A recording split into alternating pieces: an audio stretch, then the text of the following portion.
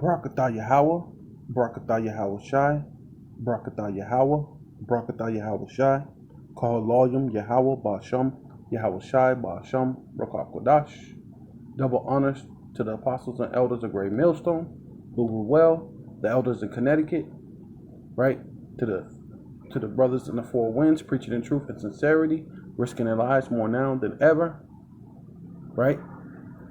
The hopeful elect, the elect, Shalom, to the Israelite foreigners whose phenotype may look like another nation, but bloodline goes back to Israel and have come back to the fold. Shalom to the sister Aqua listening in silence. This your brother Ram Yehawada with the lesson. We are getting word now that militaries across our world are preparing to go to war. They're preparing for the conflict that we all saw coming. When you have an economic crisis and a biological threat, history has told us time and time again since the recorded ages of the plagues that we would go to war. So if you wanted to know why China was telling its citizens to prepare, why nations are getting ready for conflicts in ways that have only been seen before a major movement is made in the theater of war, this is why. Reports show that China will work to develop and deploy up to 1,000 nuclear warheads and weapons over the course of the following years in a bid, they say, to overtake the U.S. arsenal. This is according to the U.S. Defense Department's report on the building and readiness of China's military and Chinese military to take on world powers in a massive movement of war and control.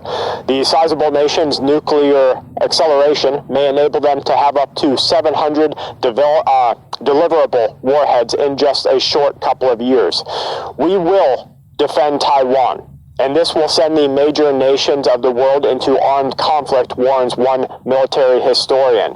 This is all coming to a head, warns another, as the Joint Chiefs of Staff Chairman General claimed that the U.S. is prepared and absolutely could defend Taiwan from China. Not only has the U.S. Army warned that the pace and fervor that the Chinese military is building at is a warning to U.S. dominance in the region. Now at the Aspen Security Forum, the Chairman General is reported to have warned that if China moves on Taiwan, U.S. forces absolutely, this is a quote, absolutely have the capability to move into the theater of war and engage the nation over what Taiwan will decry as an act of immediate warfare within minutes of invasion. The U.S. military that has what is known as strategic ambiguity. This is one report.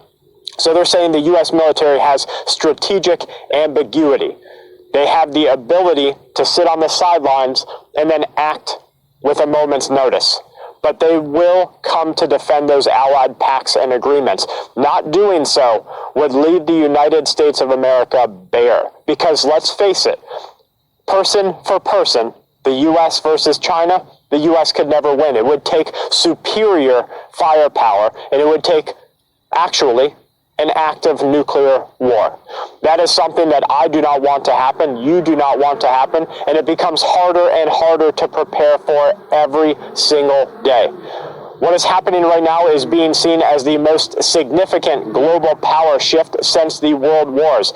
Russia is ready, China is ready, the United States is ready, and the world's economy is ready for new conflict. We are now witnessing a Sputnik moment. This is according to a military officer. We are witnessing one of the largest shifts in global geostrategic power. On October 17th, as you know, it was reported. Learn about crypto and get paid as you learn with Coinbase Earn.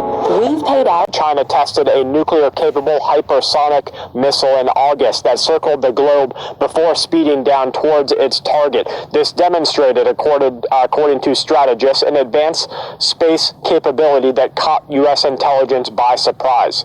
Ethan Paul of the Quincy Institute warns that Taiwan is the key piece. He says that this is China's rejuvenation project, as China will not believe itself to be a great power unless it's able to reabsorb Taiwan into the country.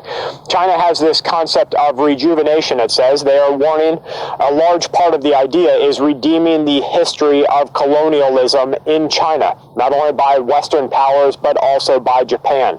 If China cannot fulfill this unification, then China is in fact not the great power that it seeks to be, and it is still under the thumb of the West.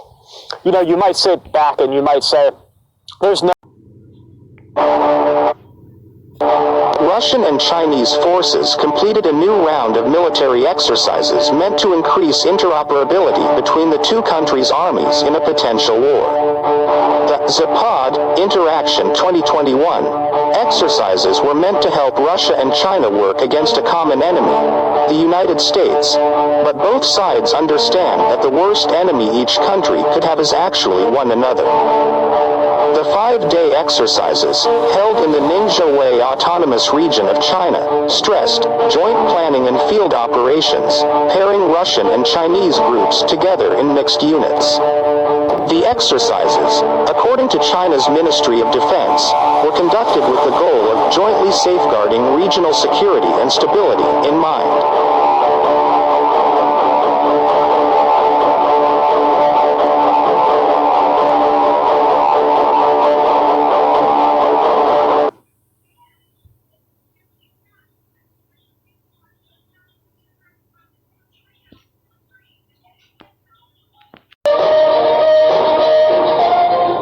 Hijidai Maneuvering Area, Oita, Japan. CNN. For the first time in almost 30 years, Japan's Ground Self-Defense Force, GSDF, is conducting a massive nationwide military exercise to prepare troops for potential conflict.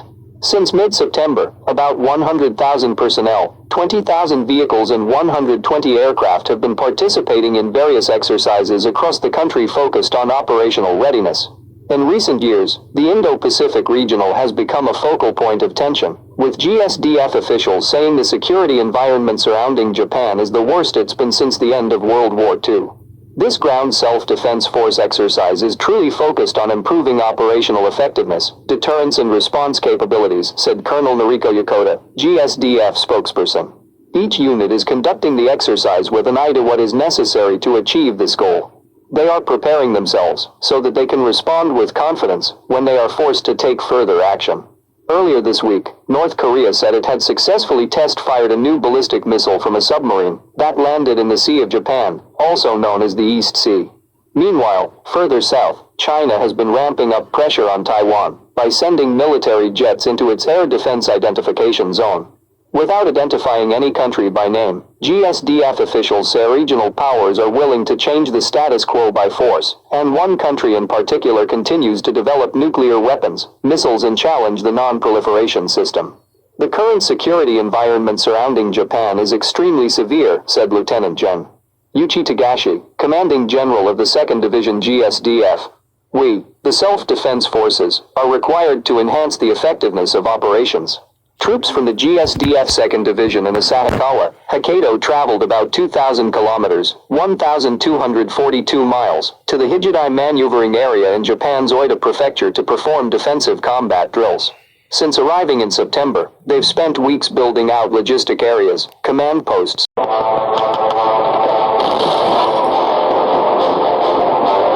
China has put the U.S. on notice after releasing new footage of military drill showing a simulated invasion of Taiwan amid rising tensions in the region.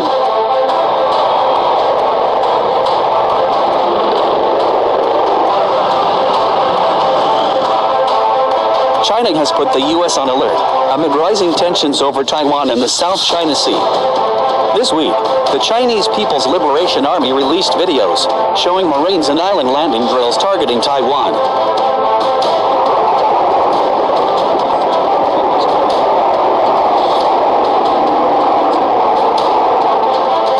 The military drills appeared to simulate a Chinese invasion of Taiwan, prompting increased concern among Taiwanese officials and its allies, including the U.S. The drills showcased the Type 075, a 40,000-ton amphibious warship which is understood to carry up to 30 helicopters and nearly 1,000 personnel.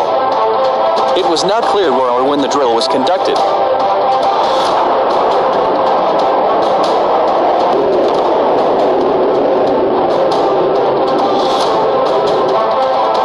Chinese military expert Zhang Zongping said the PLA was targeting its combat training to prepare for a possible war over Taiwan. It comes as both the US and PLA navies send aircraft carriers strike groups to the South China Sea.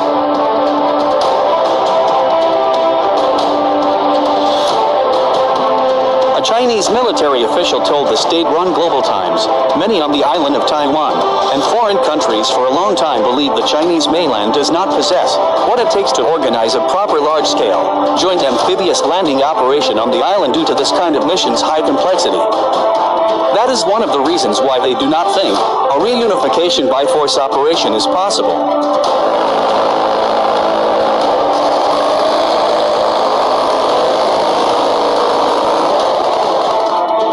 Exercises like this one and daily routine warplane drills near the island could serve as a deterrent and give secessionists and foreign forces a clear look at the real situation, that the PLA is fully determined and capable of safeguarding China's sovereignty and territorial integrity.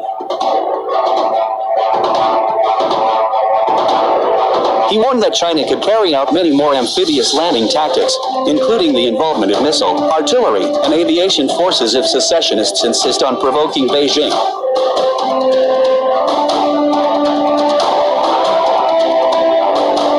Earlier this week, Chinese media warned Australia that Beijing could target the country's military bases in response to their support for Taiwan. Australia has a strong relationship with Taiwan and backs the country's independence from mainland China.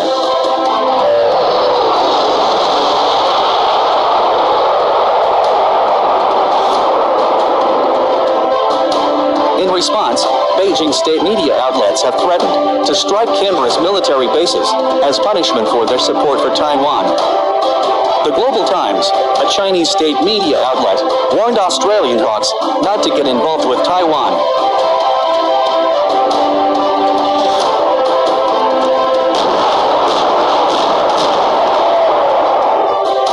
Husaijian, editor-in-chief of the outlet, said, "I suggest China make a plan to impose retaliatory punishment against Australia once it militarily interferes in the cross-straits situation."